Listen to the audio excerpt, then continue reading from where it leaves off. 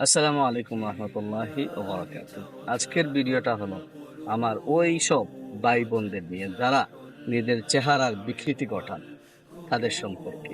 অনেকে আছেন দাদার মতো, দাদির মতো, নানার মতো, নানির মতো নিজের চেহারাকে পরিবর্তন করে ভিডিও করেন এবং কি কণ্ঠটাকে পরিবর্তন করে ভিডিও করেন। এবং অনেকে আছে স্ট্যাচু অর্থাৎ পুতুল তৈরি করেন। কিয়ামতের ময়দানে তাদেরকে আল্লাহ রাব্বুল আলামিন বলবেন, তুমি যে পুতুলটা তৈরি করেছো সে পুতুলের প্রাণ ফিরিয়ে দাও। সেই পুতুল চায় প্রাণ ফিরে পেতে। তখন আপনি কি জবাবটা দিবেন? সেই সময়টা আপনি আল্লাহর দরবারে কি জবাব দিবেন? আপনি কি পারবেন ওই স্ট্যাচু, ওই পুতুলটার প্রাণ ফিরিয়ে দিতে? আর আপনি যে চেহারা বিকৃতি ঘটাচ্ছেন, সেই বিকৃতি চেহারার জন্য আল্লাহর দরবারে আপনি দায়ীবার হবেন। আল্লাহর কাঠগড়ায় আপনাকে দাঁড়াতে হবে। আল্লাহ রাব্বুল আলামিন তখন বলবেন, তোমাকে যে চেহারা দিয়েছি, তোমার কি চেহারাটা পছন্দ হয় নাই? তোমাকে তো আমি পশুর মতো চেহারা দেই নাই, কোনো প্রাণীর মতো চেহারা দেই নাই।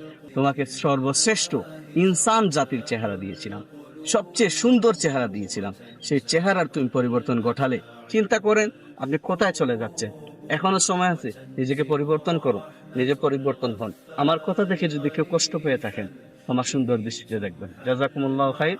আসসালামু আলাইকুম ওয়া রাহমাতুল্লাহি ওয়া বারাকাতুহু।